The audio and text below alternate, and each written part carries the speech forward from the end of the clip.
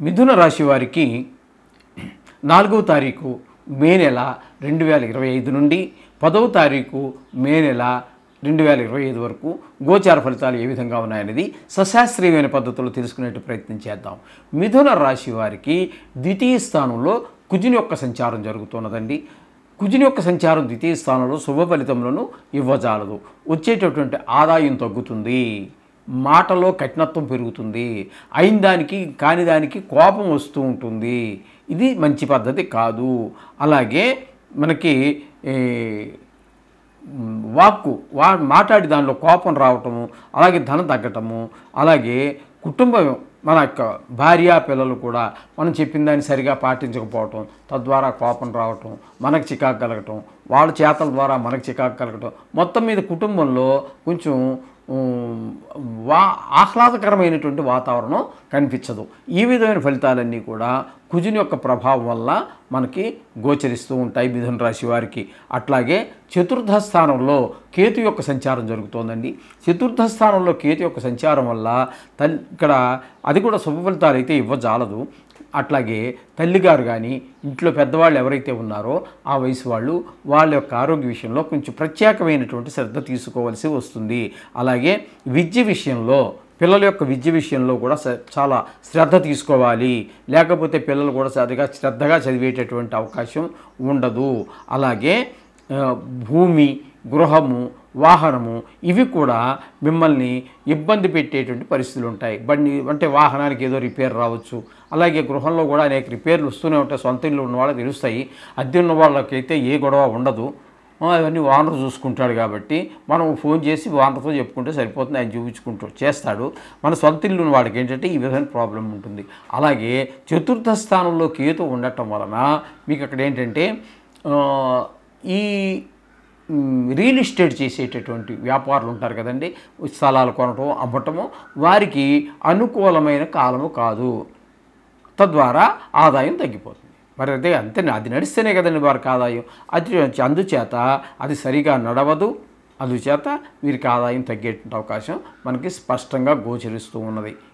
ఇంకా ఇల్లు అమ్మటం అవి చేయించలేవండి, రిపేర్లు అవి డబ్బులు ఉన్నా కూడా జరగదు. మీకు ఏదో అంతకంటే ఇంపార్టెంట్ అయిన పని ఏదో తగిలింది, దానికోసం పోతారు. వచ్చే వారం చూద్దాంలే ఇంటి గురించి అనుకుంటారు. ఈ విధమైన పరిస్థితులన్నీ కూడా ఈ మిథున రాశి వారికి ఈ వారంలో ఇంటి విషయాలు కానీ, పొలం విషయాలు కానీ, వాహన విషయాలు కానీ ఏమీ పట్టించుకోజాలరు. అటువంటి పరిస్థితులన్నీ కేతు చతుర్థ స్థానం సంచారం వల్ల కలుగుతూ ఉంటాయి. ఇకపోతే దశమ స్థానంలో శుక్ర, రాహు, శని, బుధ 4 గ్రహాల యొక్క సంచారం జరుగుతోంది. అయితే ఇక్కడ బుధుని యొక్క సంచారం మాత్రం కేవలము 3 రోజులు మాత్రమే సంచారం జరుగుతుంది. తదుపరి ఏకాదశి స్థానంలో 7, 8, 9, 10 స్థానాల్లో సంచారం జరుగుతోంది. ఇక్కడ ముఖ్యంగా ఈ బుధుని యొక్క సంచారము దశమ, ఏకాదశ 2 స్థానాలలోనూ కూడా శుభ ఫలితాలే ఇస్తాడు. అయితే రెండిట్లోనూ ఒకే రకమైన శుభ ఫలితాలు ఉంటాయా అంటే కాదండి. దశమ స్థానంలో ఉన్నప్పుడు వృత్తి వ్యాపారాలలో, వృత్తి అయితే వృత్తి చేసుకున్నారు మీరు, ఏదో వృత్తి, ఆ వృత్తిలో బాగుంటుంది. లేదా ఎవరి దగ్గర ఉద్యోగం చేస్తున్నారు, అక్కడ బాగా చేసేవయ్యా మెచ్చుకోవటమో, లేకపోతే ఒక ఇంక్రిమెంట్ కలపటమో, లేకపోతే ఆ సీట్లోంచి ఉన్న సీట్లోంచి ఇంకో సీట్లో కూర్చోబెట్టి ఓ ప్రమోషన్ ఇవ్వటమో ఏదో జరిగేటువంటి అవకాశం ఇక్కడ దశమ స్థానంలో ఉన్నప్పుడు, అది వృత్తి స్థానం కాబట్టి. ఏకాదశ స్థానంలో ఉన్నప్పుడు ఆదాయం పెరుగుతుంది, అలాగే ధనార్జన పెరుగుతుంది. ఏదైనా ఒక వ్యవహారం చేసినట్టయితే మీరు అందులో విజయాన్ని సాధించగలుగుతారు. ఈ విధమైనటువంటి పరిస్థితులన్నీ ఏకాదశ స్థానంలో ఉన్నప్పుడు మీరు ఏ పని చేసినా సరే లాభమే. ఏకాదశ స్థానాన్ని లాభస్థానం అని అంటాం కదా, కాబట్టి మీరు ఏ పని మొదలెట్టినా అందులో లాభాన్నే పొందగలుగుతారు అని చెప్పేసి మనకి బుధుని యొక్క దశమ, ఏకాదశ స్థాన ఫలితాలు ఈ విధంగా ఉన్నాయి. ఇకపోతే శుక్రుని యొక్క సంచారం కూడా చాలా సుఫలితాలు ఇస్తూ ఉంటుంది దశమ స్థానంలో. అయినా వృత్తిపరంగా అంటే లలిత కళ్ళకి ముఖ్యంగా ఉంటాడు కాబట్టి ఉద్యోగం చేసేవాడికి ఉద్యోగ విషయంలో కావచ్చు, లేకపోతే వ్యాపారం చేసేవాడికి వ్యాపార విషయంలోనూ కావచ్చు. అదే కాకుండా ఇక్కడ సినిమా రంగంలో ఉన్నటువంటి వారికి, అలాగే టీవీ రంగంలో ఉన్నటువంటి వారికి, సోషల్ మీడియాలో ఉన్నటువంటి వారికి కూడా చాలా శుభప్రదమైన ఫలితాలన్నీ వస్తాయి. వారు ఒక మెట్టు ఎదిగేటటువంటి పరిస్థితులన్నీ కూడా శుక్ర భగవానుడు కల్పిస్తూ ఉంటాడు. అలాగే సర్వ సుఖాలు పొందుతారు. అలాగే భార్యాభర్తల మధ్యన అన్యోన్యత కూడా బాగా పెరుగుతుంది ఈ శుక్రుని యొక్క దశమ స్థాన సంచారం వలన.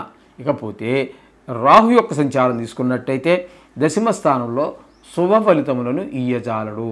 వృత్తిపరమైనటువంటి ఈ విషయాలలో సడన్ హైక్ అంటే చాలా త్వరగా ఎందుకో పైకి వెళ్ళిపోతాం, సడన్గా మనం ఊహించని విధంగా పైకి ఎదగడం జరుగుతుంది ఈ వారం రోజుల్లోనే. ఈ వారం రోజుల్లోనే మళ్ళీ అనుకోకుండా ఫాల్ డౌన్, కింద దిగిపోయేటువంటి పరిస్థితి, వ్యాపారం జరక్క ఇబ్బంది పడే పరిస్థితి వస్తూ ఉంటుంది. ఈ విధంగా ఇబ్బంది పెట్టే పరిస్థితి అంతా ఉంటుంది ఇక్కడ రాహు వల్ల.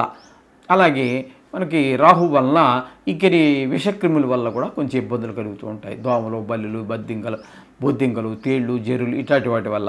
ఇకపోతే శని భగవానుడు కూడా దశమ స్థానంలో వృత్తిపరమైన ఇబ్బందులు కలిగిస్తాడు, అందులో ఏమాత్రం సందేహం లేదు. అంచేత ఇక్కడ శుక్రుడు బుధుడు ఈ దశమ స్థానంలో ఉన్నటువంటి 4 గ్రహాలలో శుక్రుడు బుధుడు సుఫలితాలు ఇస్తూ ఉంటే రాహువు శని దానికి ప్రతికూలమైనటువంటి ఫలితాలన్నీ ఇస్తూ ఉన్నారు. ఈ విధమైన పరిస్థితి అంతా కూడా ఇక్కడ మనకి దశమ స్థానంలో అంటే మీనరాశిలో ఉన్నటువంటి 4 గ్రహాల వల్ల కనిపిస్తూ ఉన్నది.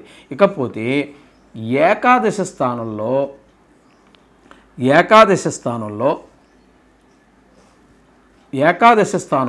అంటే మేషంలో రవి బుధుల యొక్క సంచారం జరుగుతోంది.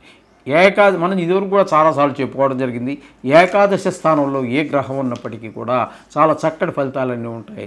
లాభం ఏది పట్టుకో లాభమే కనిపిస్తూ ఉంటుంది. మీరు ఏ పని మొదలెట్టినా అందులో కూడా లాభం, అంటే ఆ వ్యవహారం జయం. అదేవిధంగా మీరు అన్ని విషయాల్లోనూ కూడా రాణింపు స్పష్టంగా గోచరిస్తూ ఉంటుంది ఈ రవి భగవానుడి వల్ల. రవి ఆరోగ్యకారకుడు కూడా కాబట్టి ఆరోగ్యం కూడా చాలా బాగుంటుంది. ఇకపోతే బుధుని యొక్క సంచారం మనకు చెప్పుకున్నాం కదండి.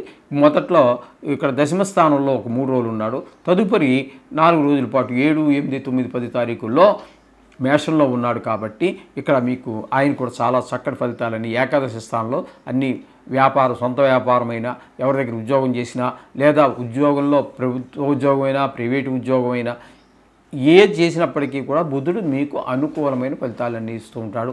మాట సౌమ్యంగా ఉంటుంది, నడక సౌమ్యంగా ఉంటుంది. ఈ బుధుడి యొక్క కారకత్వాల్లో రూపాయి ఖర్చు పెట్టాలి అన్నట్టయితే అది సద్వినియోగం అవుతుందా లేదా అని 1-4 సార్లు ప్రయత్నం చేసే ఖర్చు పెడుతూ ఉంటారు. ఈ విధమైన ఫలితాలన్నీ కూడా బుధుని యొక్క వలసి వస్తుంటుంది. ఇకపోతే వ్యయస్థానంలో గురువు యొక్క సంచారం జరుగుతున్నది. వ్యయస్థానంలో గురువు యొక్క సంచారం వల్ల ధనం ఖర్చు అవుతుంది. అయితే ఆ ఖర్చు శుభప్రదమైనటువంటి ఫలితాలకి, అంటే చదువు గురించో, లేకపోతే హాస్పిటల్లో చూపించి ఆరోగ్యం బాగు చేసుకోవటానికో, లేకపోతే గుడికో, అన్నదానానికో, ఏదో ఈ విధంగానే పిల్లల్ని ఫారిన్ పంపించడానికో, చదువుల కోసం ఉన్నత ఫీజులు కట్టడానికో, ఏదైనా ఖర్చు చేసిన ప్రతి రూపాయి కూడా సద్వినియోగం చేయడానికి గురువు యొక్క వ్యయస్థానంలో ఉన్నటువంటి గురువు యొక్క ప్రభావం మనకి డబ్బులు ఖర్చు అవుతాయి, అది ఉపయోగపడుతుంది, సద్వినియోగం అవుతుంది. ఈ విధమైన ఫలితాలన్నీ కూడా మనం మిథున రాశి వారికి స్పష్టంగా గోచరిస్తూ ఉన్నాయి. ఏదేమైనప్పటికీ ఇది వారం రోజుల ఫలితాలు. మీరు దీని గురించి కంగారు పడాల్సిన పని లేదండి. రోజు నవగ్రహాల యొక్క పూజ చేసుకోండి, స్మరించుకోండి, చదువుకోండి, సరిపోతుంది. శుభం భూయాత్.